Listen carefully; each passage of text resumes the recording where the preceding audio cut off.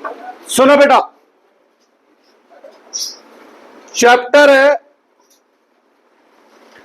Dissolution of firm. अच्छा एक बात सुनो, डिसॉल्यूशन ऑफ फर्म बोलूं या डिसॉल्यूशन ऑफ पार्टनरशिप बोलूं, दोनों में क्या डिफरेंस है?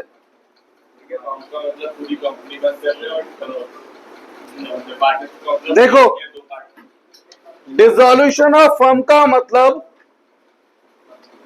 डिसॉल्यूशन ऑफ पार्टनरशिप नहीं होता है। डिसॉल्यूशन ऑफ फर्म का मतलब होता है जो फर्म है वो अब आगे काम नहीं कर पाएगी। फर्म क्या हो गई? Ceases to work. अब वो आगे काम नहीं कर पाएगी, यानी फर्म की मृत्यु हो गई। अब आगे फर्म केवल एसेट और लायबिलिटी जो इसके पास है उन्हें डिस्पोज ऑफ करने के अलावा कोई अदर बिजनेस कॉन्ट्रैक्ट नहीं कर पाएगी। जबकि डिसॉल्यूशन ऑफ पार्टनरशिप का मतलब होता है, ये मैं आपको पढ़ा भी चुका हूं, डिसॉल्यूशन ऑफ पार्टनरशिप, इसका मतलब होता है admission of partner, retirement of partner, death of partner, change in PSR, that is dissolution of partnership का मतलब होता है कि पार्टनर्स के बीच में जो एग्रीमेंट है उसका बदलना। तो डिसॉल्यूशन ऑफ फर्म और डिसॉल्यूशन ऑफ पार्टनरशिप दोनों बहुत ही डिफरेंट थिंग्स हैं बेटा। तो डिसॉल्यूशन ऑफ पार्टनरशिप का दूसरा नाम हमने क्या पढ़ा था? Reconstitution of firm. और जबकि डिसॉल्यूशन ऑफ फर्म का मतलब क्या है? फर्म सीज हो गई, मतलब अब आगे फर्म काम नहीं कर सकती, यानी कि अब फर्म फ्यूचर में ऑपरेट नहीं होगी। फर्म क्या करेगी? जितने भी इसके बुक्स में एसेट या लायबिलिटी हैं उन्हें डिस्पोज ऑफ कर देगी और टाटा बाय बाय करके कंपनी बंद करके घर को वापस लौट जाएगी। ठीक है, बिजनेस खत्म। और जबकि डिसॉल्यूशन ऑफ पार्टनरशिप में बिजनेस खत्म नहीं होता है, डिसॉल्यूशन ऑफ पार्टनरशिप में केवल जो पार्टनर्स के बीच का एग्रीमेंट है वो बदलता है। ठीक है, तो इन चारों केसेस में जो फर्म थी, बिजनेस था, वो एक गोइंग कंसर्न बिजनेस था, यानी कंटिन्यूइंग था। और इस केस में बिजनेस अब गोइंग कंसर्न नहीं रह गया, अब उसका अंत हो गया। अब वो नॉर्मल गुड्स की सेल परचेज नहीं कर रहा है, वो नॉर्मल बिजनेस के लिए फ्यूचर के लिए कोई एग्रीमेंट नहीं कर रहा है, वो केवल क्या कर रहा है कि भैया अपने एसेट्स बेचकर लायबिलिटी की पेमेंट कर रहा है। पहले बताओ इन दो शब्द में क्लियर?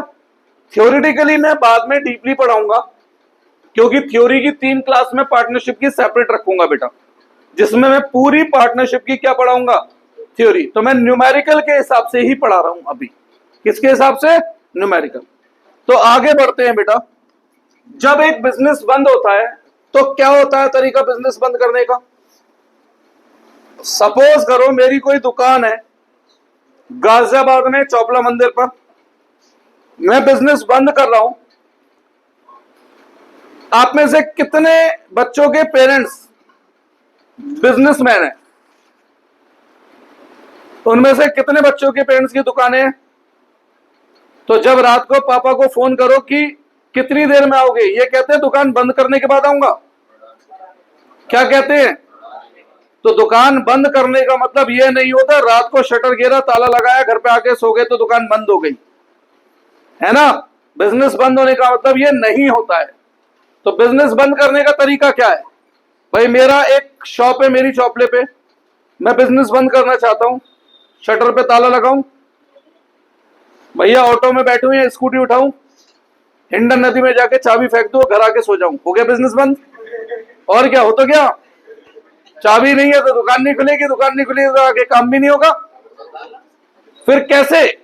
तो बिजनेस बंद कैसे होता है? बिजनेस बंद होता है प्रॉपर एक प्रोसीजर से। आपने अपनी बुक्स में जितने अकाउंट ओपन करे हैं उन्हें क्लोज भी तो करोगे। हाँ भाई, मेरी बुक्स में जितने एसेट्स हैं वो डेबिट नेचर से ओपन है तो उन्हें क्लोज करना पड़ेगा। मेरी बुक में जितनी लायबिलिटी है, अकाउंट्स ओपन है, उन्हें क्लोज करना पड़ेगा। और केवल बुक में क्लोज करने से क्या होगा? कुछ नहीं होगा। केवल बुक में क्लोज करने से क्या होगा? कुछ नहीं। एक्चुअल पेमेंट भी तो करनी पड़ेगी लायबिलिटी की, और उस एक्चुअल पेमेंट के लिए क्या करना पड़ेगा? एसेट को बेचना पड़ेगा। एसेट बेच के फंड आएंगे, उन फंड से लायबिलिटी की पेमेंट करोगे। ये सारा प्रोसीजर जो होता है ये डिसोल्यूशन के अकाउंटेंसी में हमें शो करना होता है बेटा। ठीक है, तो डिसोल्यूशन में हमें कैसे अकाउंट्स बनाने होते हैं? सबसे पहले स्टेप 1 में हम सारे एसेट्स की बुक वैल्यू कैंसिल करते हैं। Cancel book value of all asset. कैसे कैंसिल करते हैं? Bye crediting assets. एसेट को क्या करके? क्रेडिट करके। क्यों? एसेट का नेचर क्या होता है? अगर उन्हें बुक से खत्म करना हो तो ठीक है। फिर उसके बाद हम क्या करते हैं? स्टेप 2 में cancel book value of all liability. जितनी भी लायबिलिटी है उनकी बुक वैल्यू क्या करनी होती है? कैंसिल करनी होती है। कैसे? By debiting the liabilities. Liability को क्या करके? डेबिट करके। Step 3 sold the assets. अब एसेट बेचे जाएंगे तभी तो फंड आएगा पेमेंट करने के लिए लायबिलिटी की। केवल बुक वैल्यू में डेबिट क्रेडिट एसेट को करने से पैसा आ जाएगा क्या? उन्हें एक्चुअल में फिजिकली भी तो सोल्ड करना पड़ेगा ना बेटा, तभी तो आएगा फंड। ठीक है, अब एसेट्स दो जनों को बेच सकते हैं। या तो पार्टनर खरीद ले एसेट। जब एसेट पार्टनर खरीदेगा तो हम क्या करेंगे? उसे एडजस्ट कर लेंगे, adjust through his capital account. एक तरीके से क्या हो गई? ये ड्राइंग ही तो हो गई। एक पार्टनर बिजनेस का एसेट ले रहा है तो ड्राइंग ही तो हो गई, तो कहां से एडजस्ट हो जाएगी? उसके कैपिटल से। या हम किसे बेच सकते हैं? आउटसाइडर को। किस किस में? मे भी कैश में बेच दें, मे भी चेक के बदले में बेच दें, और मे भी उधार में बेच दें, है ना। अरे जब बिजनेस ही बंद हो जाएगा तो उधार का पैसा कौन कलेक्ट करेगा भाई? तो बंद होते बिजनेस में कभी उधार में माल नहीं बेचा जाता है। ठीक है, बंद होते बिजनेस का एसेट हमेशा कैश में बेचे जाते हैं। वो बात अलग है, गांधी जी ले लो या मोदी जी ले लो। गांधी जी मतलब कैश, चेक मतलब मोदी जी। ठीक है ना, कोई डाउट है इसमें? अब इन एसेट्स को बेचकर जब पैसा आएगा उस पैसे से लायबिलिटी की पेमेंट होगी। ठीक है, स्टेप 4 में हम करेंगे पेमेंट ऑफ लायबिलिटी। कैसे? पहले उसे पे करेंगे जो हमारा सबसे खास है, उसके बाद उसे पे करेंगे जो कम खास है, और पैसा बच गया तब देखेंगे जो आदमी खास नहीं है उसे लास्ट पेमेंट। ऐसी होगा ना बेटा? ऐसे होने लगा ना तो हर आदमी अपनी किताब में दिखा देगा कि मेरी बीवी का कर्जा है सारा, पहले सारा पैसा बीवी को ही दे देगा बिजनेस बेच के, बाकी गए एसएससी में। ऐसा नहीं होता है। तो इसका एक ऑर्डर है जो प्रिस्क्राइब बाय लॉ है। इसका एक ऑर्डर है जो प्रिस्क्राइब बाय लॉ है। सबसे पहले पेमेंट की जाएगी फॉर आउटसाइडर लायबिलिटीज की। आउटसाइडर लायबिलिटी मतलब जो बिजनेस के बाहर का उधार है उसकी। अब सपोज करो पैसा है 10,000, बाहर का उधार है 30,000, 3 लोगों का, तो प्रोपोर्शनेट देंगे। ठीक है, प्रोपोर्शनेट पेमेंट होगी। पर ऐसा सिचुएशन 12th में नहीं आएगी। ऐसी सिचुएशन जब आप लोग सीए फाउंडेशन वगैरह करेंगे अगर, तो वहां आएगी, 12th में नहीं आएगी। क्योंकि 12th में हम ये मानते हैं हर बिजनेस सॉल्वेंट है। सॉल्वेंट का मतलब होता है उस पर सफिशिएंट फंड है कि वो आउटसाइडर लायबिलिटी की पेमेंट कर सके। तो 12th में ये सिचुएशन कभी भी नहीं आएगी कि फंड कम है और लायबिलिटी ज्यादा है। 12th के बाद ये सिचुएशन अराइज होगी। ठीक है बेटा। सेकेंडली, उसके बाद अगर पैसा बचता है तो हम पेमेंट करते हैं ऑफ पार्टनर्स लोन की। किसकी?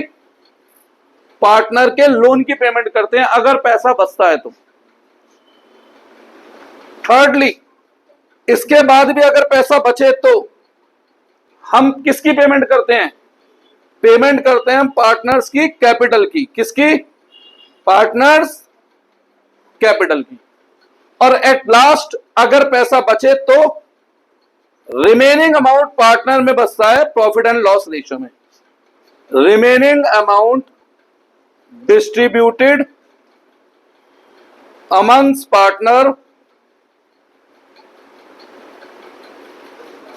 इन P&L रेशियो। तो इसके बेस पे थ्योरी का क्वेश्चन भी बनेगा। जब थ्योरी पढ़ाऊंगा तो मैं पढ़ाऊंगा ही, ठीक है। फिलहाल इसके बेस पे थ्योरी का क्वेश्चन 1 मार्क का क्वेश्चन बनेगा जो यहीं से कवर भी हो सकता है, ठीक है बेटा।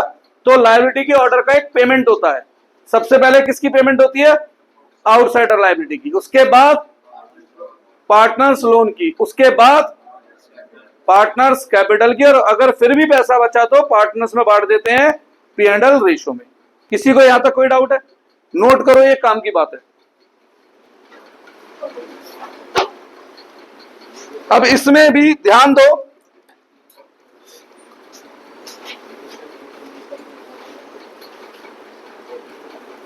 यहां से यहां तक का हिस्सा हम एक अकाउंट बनाएंगे, रियलाइजेशन अकाउंट, उसमें शो करते हैं। किसमें? रियलाइजेशन अकाउंट में शो करते हैं। इसके लिए लोन अकाउंट बनता है अलग से और इन दोनों के लिए कैपिटल अकाउंट बनता है अलग से। और इन सब का जो सेकेंडरी इफेक्ट है वो ट्रांसफर होता है कैश या बैंक अकाउंट में। कहा? कैश या बैंक अकाउंट में। भाई साहब फोटो नहीं लेनी है, नोट करना है। मैंने आपसे पहले भी बोला था फोन का यूज खत्म कर दो। हाँ वो कर लो, पर अभी नोट करो।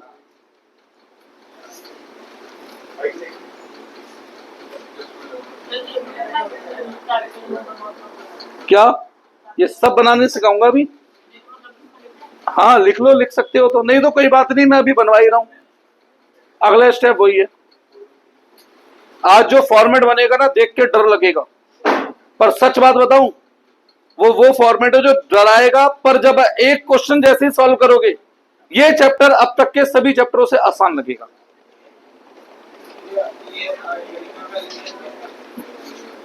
Cancel book value of all asset. बेटा इसे पॉज कर लेना। आ रहा है पॉज का? 2 डंडे से। हाँ हाँ, फिर क्यों? तो यहां पर एक कंप्लीट क्वेश्चन में बनाने होते हैं मेनली 4 अकाउंट। हालांकि बोर्ड एग्जाम में एक फायदा मिलता है भाई, मैंने पिछले कई सालों से बोर्ड एग्जाम में रियलाइजेशन के अलावा किसी और अकाउंट की डिमांड नहीं सुनी है, ना देखी है, और ना वो देते हैं। क्योंकि जब से पहले कभी किसी जमाने में क्वेश्चन 8 नंबर 10 नंबर के भी होते थे, तब तो ये सब कुछ मांग लिया करते थे। अब क्वेश्चन की मैक्सिमम वेटेज ही क्या है? 6 मार्क्स। तो भैया ये केवल क्या मांगते हैं? रियलाइजेशन मांगते हैं। पर एंट्री का भी क्वेश्चन आ सकता है, तो हमें पूरे 4 अकाउंट बनाने सीखने हैं बेटा। कितने? पूरे 4 अकाउंट। तो इसमें देखो सबसे पहले नंबर पे बनता है रियलाइजेशन अकाउंट। अभी 10 मिनट बाद भाई मैं उसके बीच में हूं, प्लीज फोन पे बात कर लियो मुझसे। बढ़िया। रियलाइजेशन अकाउंट सुनो,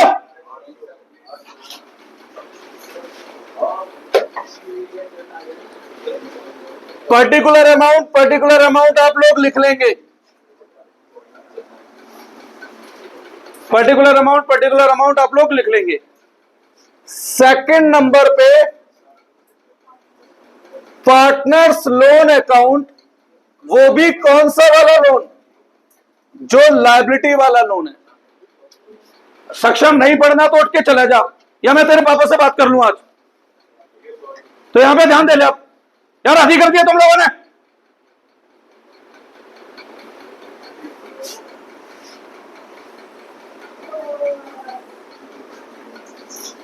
पार्टनर्स लोन अकाउंट, लायबिलिटी वाला लोन। कौन सा लोन? लायबिलिटी वाला लोन। इसके अलावा पार्टनर्स कैपिटल अकाउंट, दो पार्टनर मान के चल रहा हूं, एज्यूम कर रहा हूं, दो, तीन भी हो सकते हैं, पांच भी हो सकते हैं, पर एग्जाम में जर्नली तीन लास्ट आते हैं।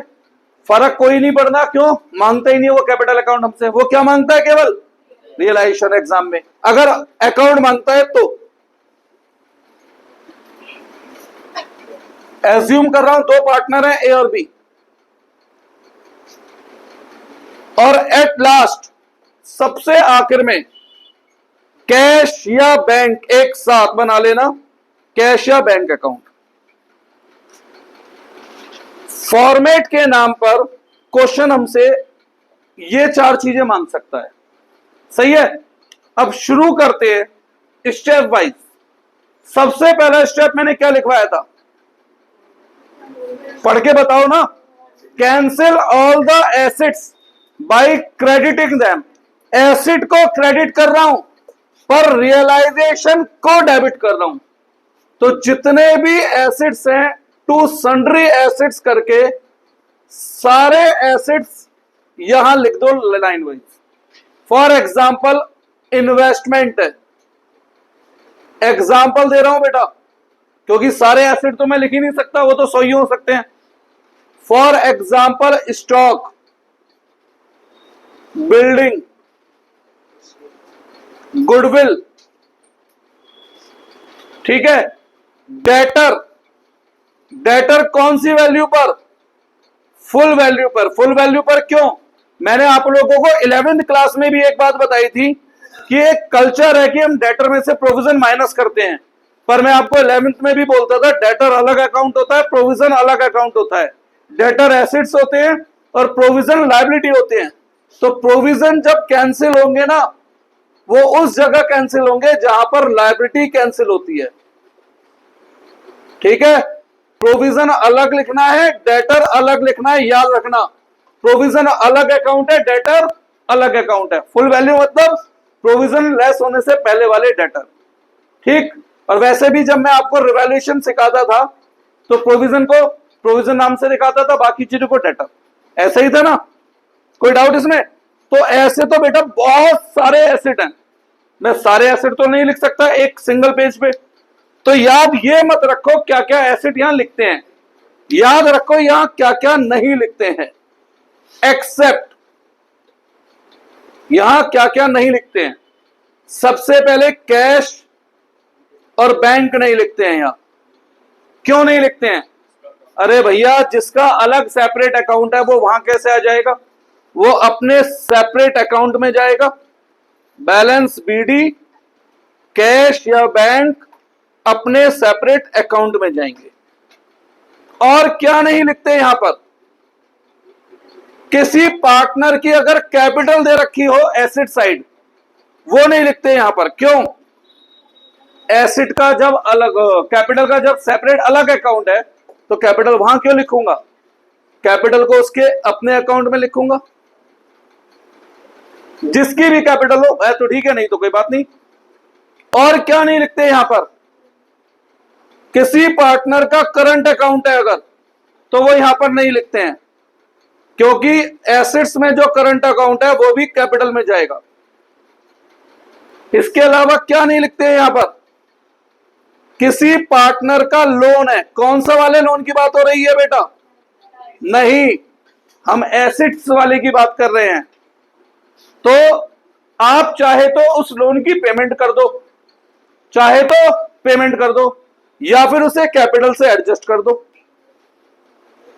सीधी सी बात है, लोन का पैसा लेना है, कैपिटल का देना है, काट के दे रहे हैं। इसमें कोई इश्यू है क्या? नहीं ना। पार्टनर्स लोन, कौन से वाले लोन की बात हो रही है बेटा? एसेट वाले लोन की। और यहां पर क्या नहीं लिख सकते हैं? जो नेगेटिव रिजर्व्स होते थे, जिन्हें मैं आज तक आपको, वैसे वो फिक्टिशियस एसेट्स होते हैं, पर मैंने आप लोगों के दिमाग में उन्हें किस नाम से बैठा रखा है? Negative reserve. जैसे P&L डेबिट क्यों नहीं बटेगा? उसकी जगह कहां है? कैपिटल अकाउंट में। आज तक यही बांटते आए हो ना। जैसे डेफर्ड एक्सपेंडिचर, डेफर्ड एक्सपेंडिचर क्यों नहीं बटेगा? आज तक कहां बांटते आए हो उसे? कैपिटल अकाउंट में। डेफर्ड एक्सपेंडिचर और क्या चीज? Advertisement expenditure. होते तो ये बेटा फिक्टिशियस एसेट है, पर हम लोगों ने इन्हें अपने दिमाग में नेगेटिव रिजर्व के रूप में रखा हुआ है। ठीक है, तो ये कहां बढ़ता था? कैपिटल में ना, तो अभी भी कैपिटल में आएगा। To advertisement expenditure. अब मुझे एक बात बताओ, क्या ये याद रखना मुश्किल है कि क्या क्या नहीं आएगा? ये तो हम अपने इतने टाइम से अब तक भी जो उनकी जगह है वो हमें पहले से पता थी, तो क्या मुश्किल है? फिर तो कुछ भी मुश्किल नहीं, दिखने में इतना बड़ा है, पर ये ध्यान से सोचो तो कुछ भी दिमाग में नहीं रखना, है ना। इन सब के बारे में हमें पता है कि भाई कैश कैश में जाता है, कैपिटल कैपिटल में जाती है, नेगेटिव रिजर्व कैपिटल में जाते हैं, बाकी बचे एसेट सारे लिख दो यार, कोई इश्यू इसमें? अब कोई भी एसेट है, लेट से पेटेंट है, आएगा यही, मशीन है यही आएगा, ठीक है, और कोई एसेट है, एक्रूड इनकम है यही आएगी, प्रीपेड एक्सपेंस है यही आएगा, कोई भी एसेट जो इनके अलावा है वो सब यही कैंसिल होगा। स्टेप 1 खत्म बेटा। अभी आगे बढ़ रहा हूं, स्टेप वाइज चल रहा हूं, अभी मैंने स्टेप 1 खत्म करा है। अब स्टेप 2, कैंसिल ऑल लायबिलिटीज, यही लिखवाया था, और लायबिलिटी को कैंसिल करने के लिए डेबिट करते हैं। ये रियलाइजेशन अकाउंट का क्रेडिट है, और जो यहां लिख रहा हूं वो चीजें क्या हो रही है? डेबिट। अगर मैं एंट्री बनाऊंगा तो creditor debit to realisation, bills payable debit to realisation, bank loan debit to realisation, सारी लायबिलिटी यहां लिखो। जैसे क्रेडिटर, जैसे बैंक लोन, जैसे रिश्तेदार का लोन, ठीक है, जैसे प्रोविडेंट फंड। प्रोविडेंट फंड पहले भी शब्द आ चुका है, तो मैं आपको बताता था नाम के आगे फंड लिखा है, पर ये फंड नहीं होता, ये वर्करों का पैसा है, ठीक है। तो ऐसे तो बेटा बहुत से, अच्छा आईएफएफ यही आएगा अब की बार, ध्यान दे लेना, इंपॉर्टेंट पॉइंट है। आईएफएफ अब की बार कैपिटल अकाउंट में नहीं बटेगा।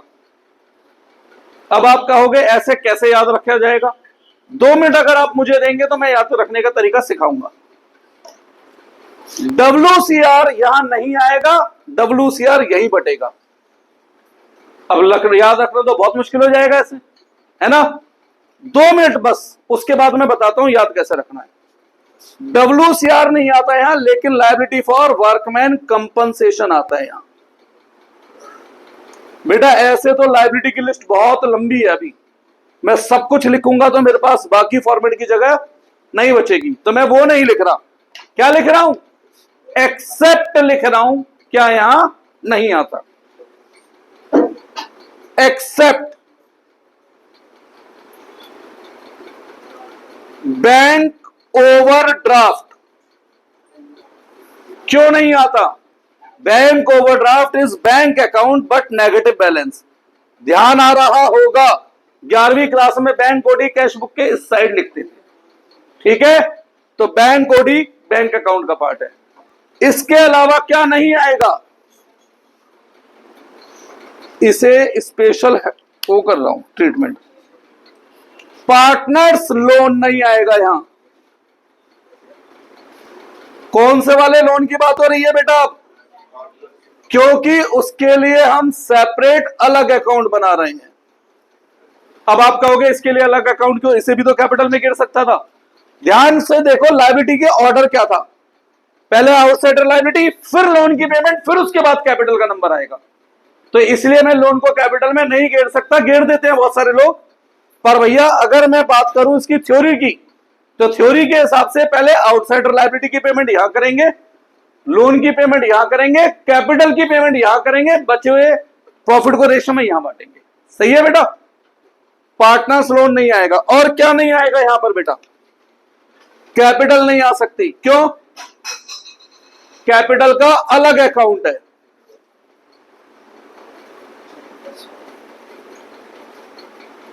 और क्या नहीं आ सकता यहां? Current account. कुछ बच्चे मुझे ऐसा भी कह सकते हैं कि भैया जब करंट अकाउंट बनता था वो तो अलग बनता था, अरे जब बिजनेस ही बंद हो रहा है तो क्या कैपिटल फिक्स और क्या फ्लक्चुएटिंग, जोड़ो, इकट्ठी पेमेंट करनी है, तो अलग बनाने की कोई टेंशन यहां पर नहीं है बेटा। Current account. और क्या नहीं आ सकता यहां?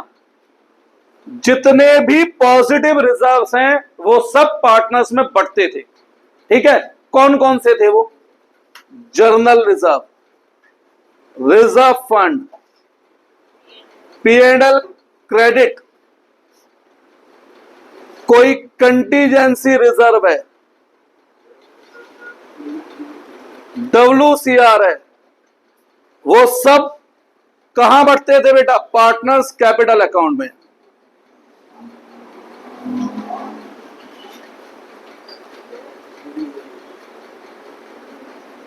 सब कहां बढ़ते थे? पार्टनर्स कैपिटल अकाउंट में। अब आप लोगों को यह कंफ्यूजन होगा कि मैंने IFF तो यहां लिखा पर WCR मैंने यहां नहीं लिखा, WCR मैंने यहां लिखा, यह कंफ्यूजन होगा। अमन नहीं नहीं नहीं, तो यह कंफ्यूजन होगा। अब इस कंफ्यूजन को कैसे दूर करें, कैसे याद रखें? चलो ये तो इन दो की बात हो गई, कुछ नया आइटम आ गया तो कैसे याद रहे कि भैया कौन सा रिजर्व आएगा कौन सा यहां।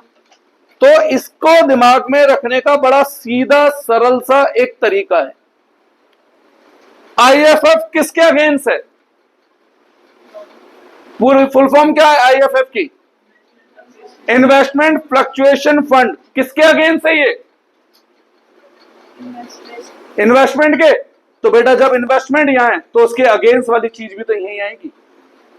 WCR किसके अगेंस्ट है इनमें से? तो यही बैठो। जनरल रिजर्व किसके अगेंस्ट है? यही बांटो। डेप्रिसिएशन रिजर्व आ जाए अगर तो वो इनमें से किसके अगेंस्ट होता? बिल्डिंग मशीन के, तो वो यही लिखता। क्लियर हो गया कौन सा फंड यहां लिखना है? कोई भी फंड जो किसी एसेट के अगेंस्ट है उसे यहां, बाकी सारे फंड कैपिटल अकाउंट में ट्रांसफर वहां बटेंगे, यहां पे कैंसिल नहीं होंगे। स्टेप 1 खत्म, स्टेप 2 खत्म। ठीक है, कुछ पूछना है? अब स्टेप 3, अब हम एसेट्स और लायबिलिटी को बेचेंगे। तो एसेट्स को बेचेंगे, तो जब एसेट्स को बेचते हैं तो दो तरीके से बिक सकता है, या तो आउटसाइडर को बेचेंगे, है ना, या पार्टनर को देंगे। जब हम पार्टनर को एसेट देंगे तो कैश मिलेगा या उसकी कैपिटल से एडजस्ट होगा? तो अगर एसेट पार्टनर को बेचते हैं तो वो ड्राइंग की तरह ट्रीट होगा, वो कहां चला जाएगा? कैपिटल अकाउंट में।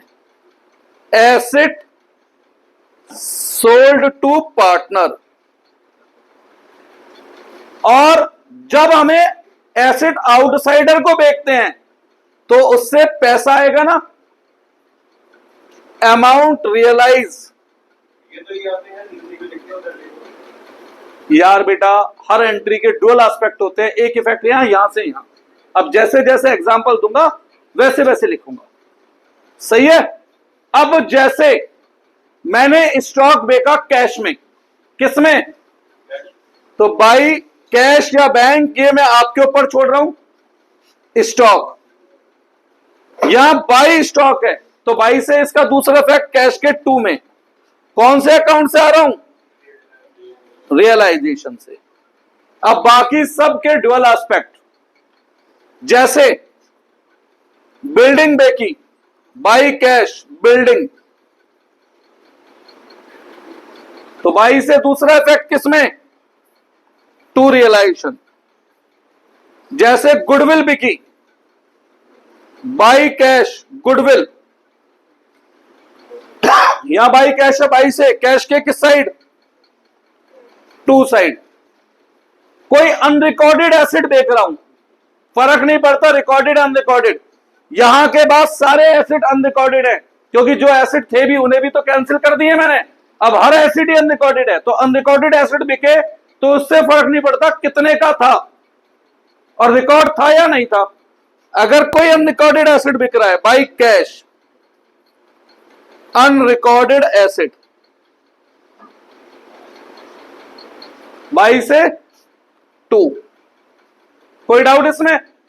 अगर एंट्री बनानी हो तो रियलाइजेशन क्रेडिट हो रहा है और कैश डेबिट हो रहा है, या कैश या बैंक, एज द केस में भी। बेटा क्या बता देना, एज द केस में भी।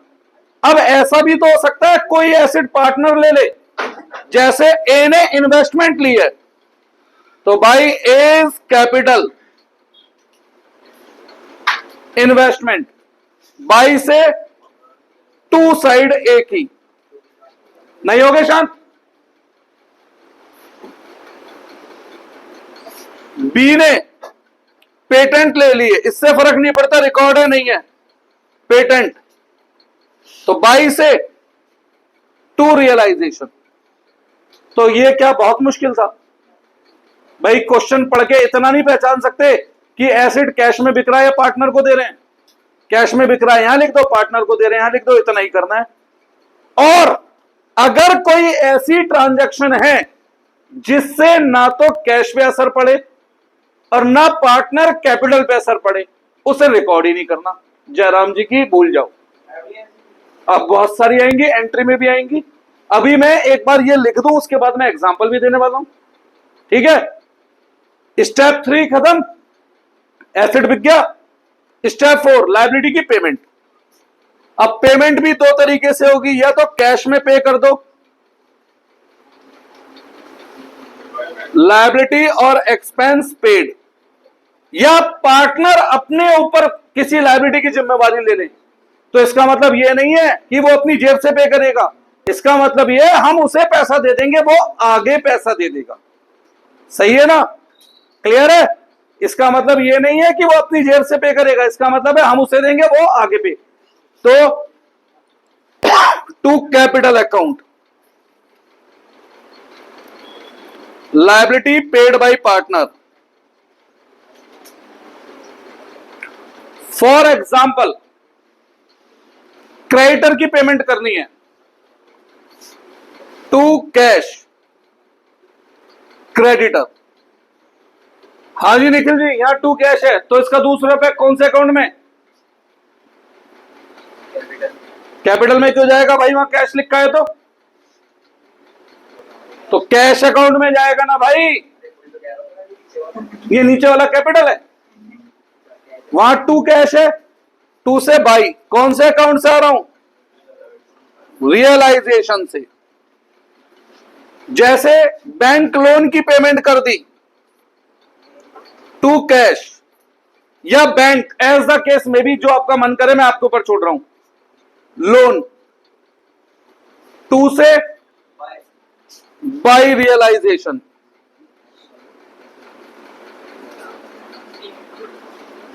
जैसे रियलाइजेशन एक्सपेंस की पेमेंट हुई, भाई इन सारे काम में कुछ खर्चा भी तो होगा, तो पैसा जा रहा है ना to cash realisation expense, to से बाई साइड में चला गया। कोई अनरिकॉर्डेड लायबिलिटी पे कर रहा हूं, इससे फर्क नहीं पड़ता लायबिलिटी रिकॉर्ड है या अनरिकॉर्ड है, टू से बाई रियलाइजेशन।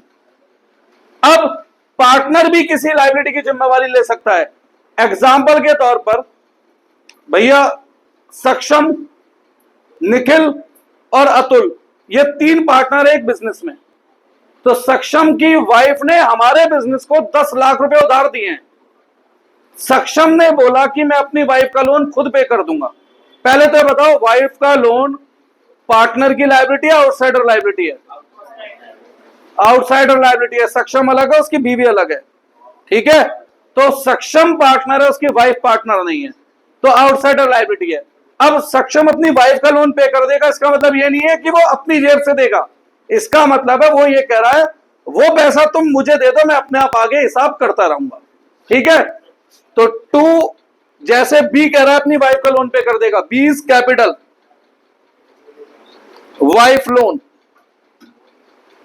टू से किधर चले गए, किसके बाई में आपकी बात, अब कैपिटल के बाई में। तो इस तरीके से क्वेश्चन हमें बताएगा कि किस लायबिलिटी को कितना पे करना है या कैसे पे करना है, किस एसेट को कितने में बेचना है, कैसे नहीं बताएगा तो अगली क्लास में मैं आपको बताऊंगा उसके लिए क्या करा जाता है। ठीक है, फिलहाल आज इस अकाउंट को क्लोज करना सीख रहे हैं। अब बात आती है लोन की। अच्छा सुनो ध्यान से देखो, मैंने जितनी भी ट्रांजैक्शन बताई उससे या तो कैश पे असर पड़ रहा है या कैपिटल पे, cash bank are the same, या तो कैश बैंक पे असर पड़ रहा है या अगर कोई ऐसी ट्रांजैक्शन हो जो ना तो कैश पे असर गिरे ना कैपिटल पे, तो बेटा उसकी तो जगह ही नहीं है। फॉर एग्जाम्पल हमने क्रेडिटर को स्टॉक दे दिया पेमेंट के रूप में, अब हमारी बुक में क्रेडिटर कितने के हैं, 0 के, क्योंकि सारे क्रेडिटर कैंसिल हो चुके हैं। हमारी बुक में स्टॉक कितने का है, 0 का, सारा स्टॉक कैंसिल हो चुका है, तो 0 से 0 को सेटल करने की क्या एंट्री हुई, 0, दैट मींस नो एंट्री। तो अगर कोई भी ऐसी ट्रांजैक्शन है, कोई भी ऐसी ट्रांजैक्शन है जो ना तो कैश पे असर गिर रही है ना कैपिटल पे, ना तो कैश पे ना कैपिटल पे, तो ऐसी ट्रांजैक्शन को पढ़ो और इग्नोर कर दो। और एग्जाम में ऐसी एक ट्रांजैक्शन जरूर आएगी जनरल एंट्री में, तो आपको वहां पर एंट्री की जगह लिखना होगा नो एंट्री। ठीक है, वहां पे कोई एंट्री इसकी नहीं होगी, केवल तभी रिकॉर्डिंग होगी जब या तो कैश पे असर आए या फिर कैपिटल पे। अब क्लोज, हाँ लोन, इस लोन को सेटल करने का एक सिंगल तरीका है कि हम पार्टनर को क्या दे दें, कैश दे दें। कैश और बैंक आर द सेम, ये मैं बार बार बोल चुका हूं।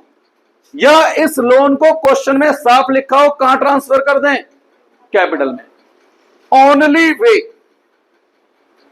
इसका मतलब क्या है समझो, कई बार क्वेश्चन हमें बेवकूफ बनाएगा, B agree to accept computer in settlement of his loan, loan के बदले में बी ने कंप्यूटर लिया, तो हम यहां पे लिखेंगे टू कैश 0, हमें और क्या लिया उससे कोई मतलब नहीं है। मैंने आपको अभी अभी क्या बोला, मुझे केवल उन्हीं ट्रांजैक्शन से मतलब है जो किस पे असर गिरे, कैश पे या कैपिटल पे, केवल इन्हीं ट्रांजैक्शन से मतलब है। क्लियर? अगर इस अकाउंट में कोई बैलेंस बचता है, क्या बचता है, बैलेंस, भाई साहब यहां ध्यान देना जरा सा, अगर यहां कोई बैलेंस बचता है तो वो बैलेंस ट्रांसफर होता है रियलाइजेशन अकाउंट में। यहां बाई लिखा है तो बाई से टू पार्टनर्स लोन,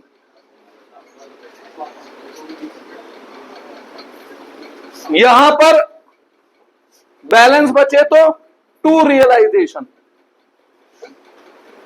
टू से बाई पार्टनर्स लोन अकाउंट, खत्म। अब क्लोज करना शुरू करते हैं।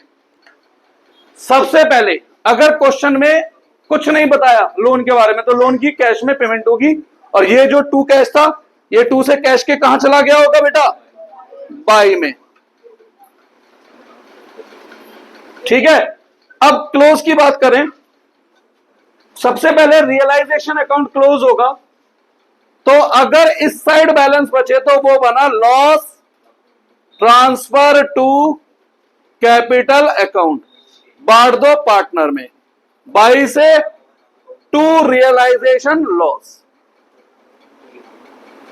क्लियर? इधर बैलेंस बचता है तो profit transfer to capital account, बांट दो पार्टनर्स में, और टू से किस साइड, कैपिटल के बाई साइड। हो गया ये अकाउंट क्लोज। एग्जाम में यही मांगा जाएगा, पर मेरी एडवाइस है इसके साथ आपको क्या बनाना है, लोन, क्योंकि लोन का बैलेंस इसमें जाता है। अब रही बात कैपिटल बैलेंस करने की, तो क्या करते हो बैलेंस करने के लिए आप, टू बैलेंस सीडी लिखते हो ना, हाँ या ना बेटा, इधर बचे तो बाय बैलेंस सीडी, कोई डाउट? बैलेंस सीडी की कोई फुल फॉर्म बताओ मुझे। Balance carried forward to next accounting period. बस मुझे एक बात बता दो भैया, क्या अगले साल बिजनेस कंटिन्यू हो रहा है? तो ये बैलेंस अगले साल कैसे ले जा रहे हो आप लोग?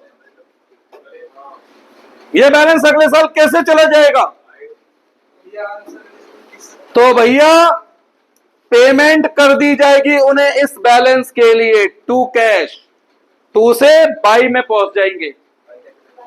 पेमेंट कर दी जाएगी बाई कैश, बाई से टू में पहुंच जाएंगे।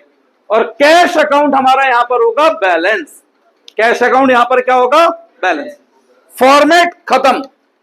पर अभी भी मुझे इसमें कुछ इंपॉर्टेंट बातें करानी है, एक दिन में सब कुछ एक साथ नहीं। संडे की क्लास में अभी ये फॉर्मेट जिन बातों के ऊपर निर्भर करता है, कुछ ऐसे इंपॉर्टेंट पॉइंट बताने रह रहे हैं, तो वो संडे को बेटा कोई छुट्टी ना करे बेहतर होगा। सही है? नहीं बेटा, बेस्ट तो होगा। हाँ, फोटो भेज देंगे, फोटो भेज देंगे फोटो। चलो